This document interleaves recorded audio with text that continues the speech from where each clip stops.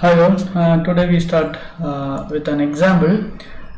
If we consider 0, 1, 2, 3, this is a subset of natural numbers, and we call this set as Z4, and we define a binary operation denoted by Z4 on this set, and we call this entity as Z4. This Z4 is nothing but A is addition modulo. This addition modulo, this symbol is called addition modulo 4. Addition modulo 4. That is A plus B is the value of this A plus B. A addition modulo 4. B is R, where this R is the reminder when A plus B is divided by 4. Okay, so using this binary operation you can construct the group table with 0, 1, 2, 3 here, 0, 1, 2, 3. Okay, we have these elements. Then we can complete this using this binary operation addition modulo 4. Then we can get 0 here, 0 plus 0 is 0. When the remainder is 0, then 1, 2, 3. Here you can easily fill up this 1, 2, 3. Now 1 plus 1. 1 plus 1 is 2. The remainder when 2 is divided by 4 is 2 again. 1 plus 2 is 3. The remainder is 3. 1 plus 3 is 4. When we divide 4 by 4, the remainder will be 0. So we write 0 here. Then 2 plus 1 is 3, 2 plus 2 is again 4, that is the remainder is 0. 2 plus 3 is 5, the remainder is 1, and this is 4 is for the remainder 0, we write 0 here. 3 plus 2 is again 5, the remainder is 1. 3 plus 3 is 6, that is remainder is 2 when we divide it by 4. So this is the binary operation table or a group table corresponding to this this is Z4, and we can easily verify that this is a group. Then Z4 is called this Z4 is a group. Okay. And we have already discussed what are the subgroups. We can say that in order to get a subgroup we need to collect 0, at least 0. So this is singleton set 0 is the trivial subgroup. These two are interesting the trivial subgroup and improper subgroup. Z4 itself is the improper subgroup.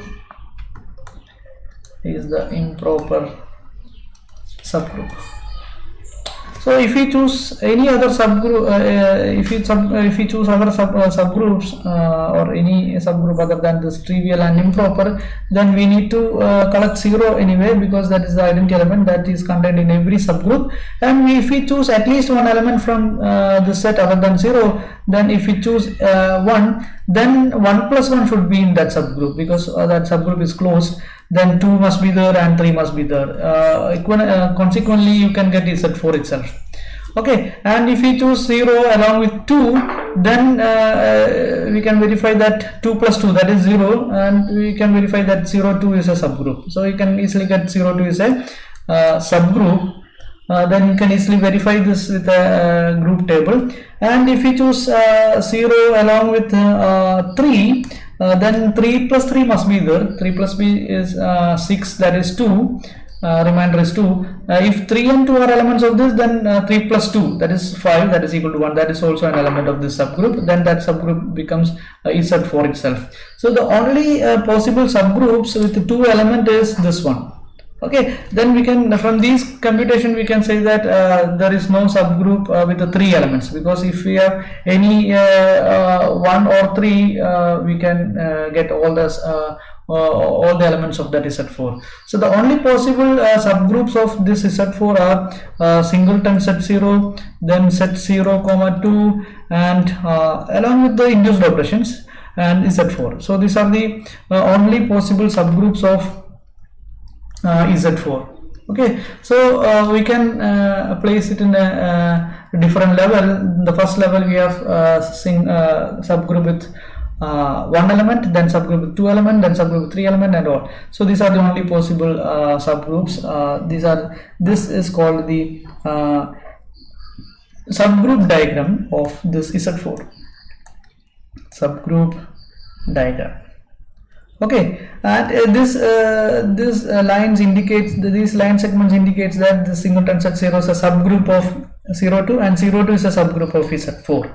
Okay, now if you consider clean 4 group, we have already discussed in the previous class, E, A, B, C, then you can easily verify that singleton set 0 is a subgroup, and E, A is a subgroup, E, B is also a subgroup, E, A is a E, C is a subgroup, and clean 4 group itself is a subgroup.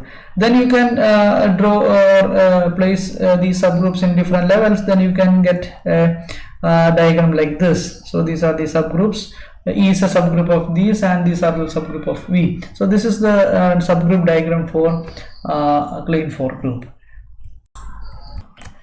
Next we prove theorem 5.14. This is the characterization of a subgroup. This shows that if H is a subset of G, it's said to be a subgroup if it satisfies only 3 conditions. We already discussed that in order to get H is a subset, H is a subgroup, then H should satisfy the closure property and associative property, axiom 1, that is and existence of identity, axiom 2 and axiom 3. So that means we need to verify ultimately 4 quantities to verify the subset to be a subgroup. Here we avoid G1. We need not worry about the associativity property, because since elements comes from G, then that those elements itself satisfies the associative property. Therefore we need not worry about that. That is the meaning of this theorem. So we'll prove that H is a subset. First of all, we assume H is a subset. Then if H is a subgroup, then H satisfies trivially all these properties. So that is the first thing. So for the proof, if this H is a subgroup of G, that is the assumption here, then you can easily get all these. Okay, so then by definition itself, then conditions 1, 2 and 3 must hold from the definition itself. Okay, because H is subgroup, then H is closed. H has identity element, and H has inverse for every element of H. So that means one part is very trivial, and conversely assume that this H is a subset. Suppose H is a subset of G that satisfies 1, 2 and 3. Okay, then we will prove that this H is a subgroup. Okay, first of all we need to prove that this H is a H satisfies closure property. Then from 1 we can get H is closed. So H is closed under binary operation, closed. And from the second property we can say that G2 is satisfied. G2 is satisfied. For G2 is the existence of identity. From 3 you can get G3 is satisfied. G3 is satisfied because that is the existence of inverse. And finally the one thing remains to prove that the associativity property of H. So we start with A, B, C belongs to H. Then we can get A, B, C belongs to G as well, because H is a subset of G. And we know that in G this satisfies the condition A, B, C is equal to A, B, C. Okay, so this implies H, the star is induced operation as, or H, this H is a the induced operation is associative in H as well. The induced operation is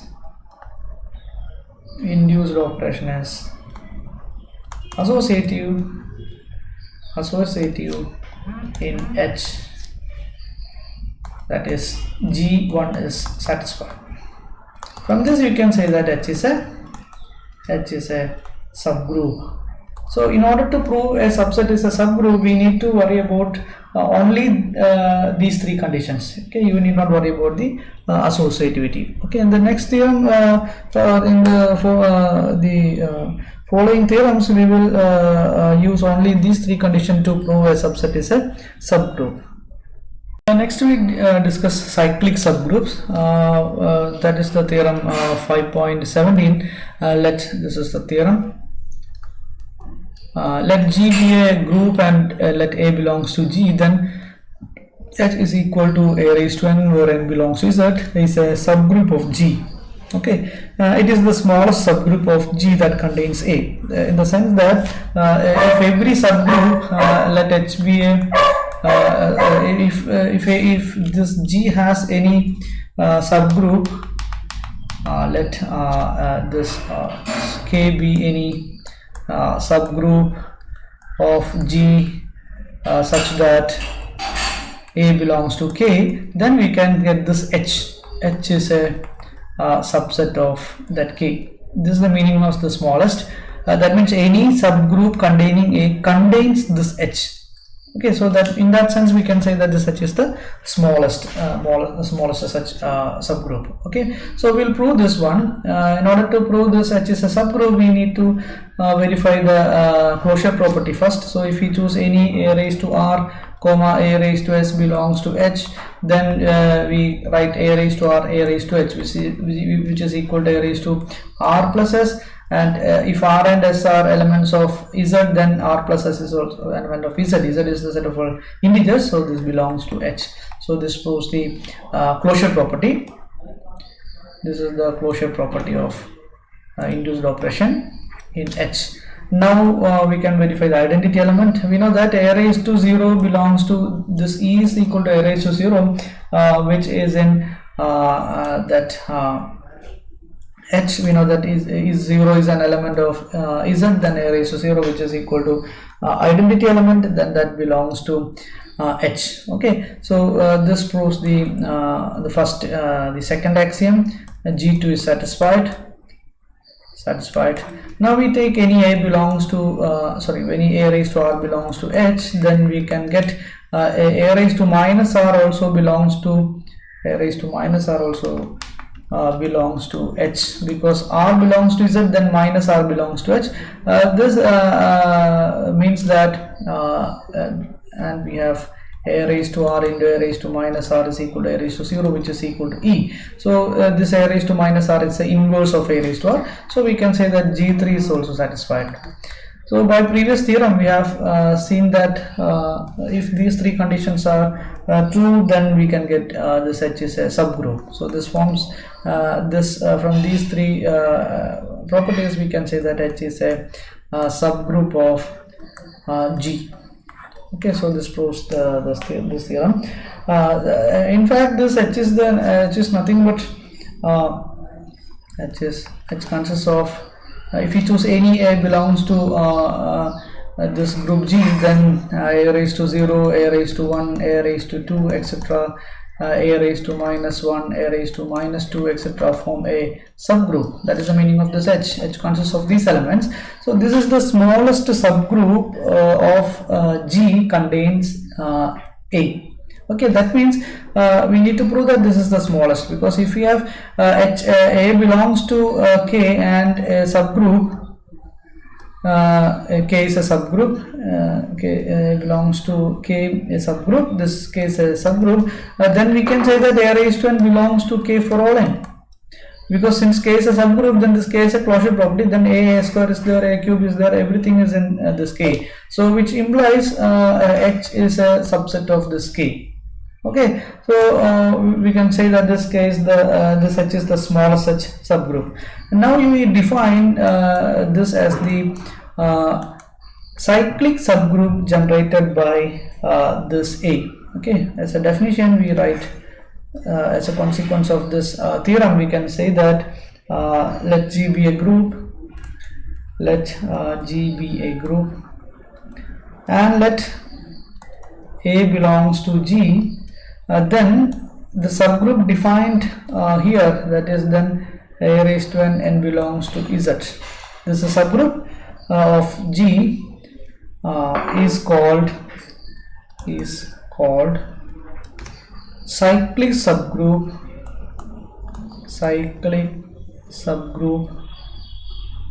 of G generated by A. So this is the definition of cyclic subgroup generated by G. That is the subgroup A raised to n such that n belongs to Z is called the cyclic subgroup. Okay, and for example, we can consider Z4, and this is it is denoted by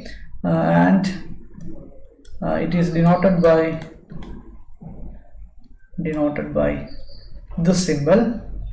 This is called cyclic subgroup generated by A. So we consider Z4. We know that Z4 consisting of 0, 1, 2, 3, and the operation is addition modulo 4.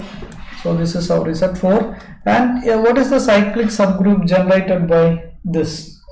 Cyclic subgroup generated by 1. This consists of 1 raised to 0, 1 raised to 1, 1 raised to 2, 1 raised to 3, etc. 1 raised to minus 1, 1 raised to minus 2, etc. So this is the subgroup generated by 1. Okay, so what do you mean by 1 raised to 0? 1 raised to 0 is the identity element of that group. Identity element of group, this group is 0, so we can 0 write 0 here, and 1 raised to 1 is 1, 1 raised to 2 is 1, 1, that is 1 operate 2 times. So that is here 1 addition modulo 4, 1, that is in fact 1 square, that is equal to 2. Okay, so this is 2. And what is 1 cube? 1 cube is 1 addition modulo 4, 1 addition modulo 4, 1. We need to operate 1 3 times, that will give 3. And what is 1 raised to 4? 1 raised to 4 is 1 addition modulo 4 plus 1 addition modulo 4 addition modulo 4 4 times. Okay, so that will be 0. When you all these ones, we can get 4, and remainder when 4 is divided by 4 is 0, then we have 0, and continually repeatedly evaluating this, you can get 1 2 3 0 again. And similarly, what is the inverse of 1? Okay, as from the group table we can say that 1 addition modulo 4 3 is equal to 0. Okay, because the 1 plus 3 is equal to 4, then remainder is 0. Then we can say that 1 inverse, that in inverse of 1 is 3. So we can write 3 here, and 1 raised to minus 2, that is operate inverse of 1 2 times, that is 3 plus 3, that is 2, and next is 3 plus 3 plus 3, that is 1, and so on. Okay, so this is the cyclic subgroup generated by 1. Okay, as I said, we can write it as 0 1 2 3. Okay, this is same as Z4. Okay, that means the cyclic subgroup generated by 1 is Z4 itself. Okay, now similarly you can construct the cyclic subgroup generated by 2. This consisting of 2 raised to 0, 2 raised to 1, 2 raised to 2, 2 raised to 3, etc. 2 raised to minus 1, 2 raised to minus 2, and all. So this is nothing but 2 raised to 0 is again identity element of this group, that is 0. 2 raised to 1 is 2 itself. 2 raised to 2 is 2 addition modulo 4 2, that is again 0, because that is a remainder when 2 plus 2 is divided by 4, that is 0, then 2, then 0, etc. Here we have 2 inverse of 2 is 2. From this itself you can get this 2 is the inverse of 2. So this is 0, 2, and we repeatedly operating all these, you can get this. As I said, this is 0 2. So this is the subgroup generated by 2 in Z4. In the similar fashion, you can evaluate or construct the cyclic subgroup generated by every element of that group. Okay, now we have from this you can see that this Z4 has an element A such that the subgroup generated by that element is Z4 itself. Okay, whenever this happens, we can say that that group is a cyclic group. Okay, so this is the next definition of cyclic group. First we have defined cyclic subgroup. Okay, here an element A of G, of a group G, this is an element A of group G and is generator of group G, generator of generator of G or generates G. Generates G, we call an element, we consider an element, it is said to be a generator, generates G or generator of G if the cyclic subgroup generated by A will be same as G. Then in this case we call this A is a generator of G or A generates G. Okay, in this case we can say that this G is a cyclic group. That means a group is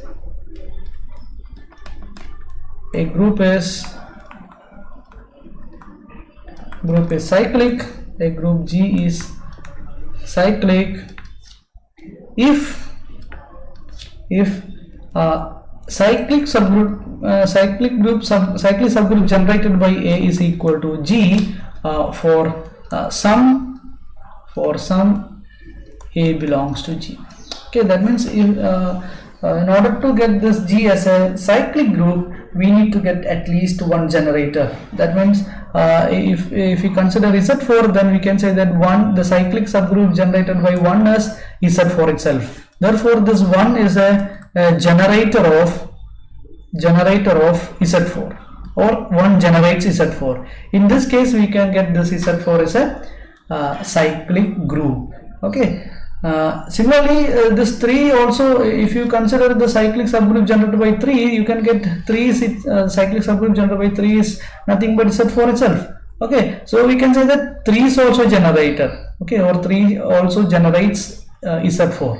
Okay, so Z4, if Z4 has at least one generator, or there is at least one element which generates that Z4, then we can say that Z4 is a cyclic group. Okay, so in general we can say that any element, suppose there is at least one element A belongs to G, such that the cyclic subgroup generated by A is the whole of the group G, then G is a cyclic group.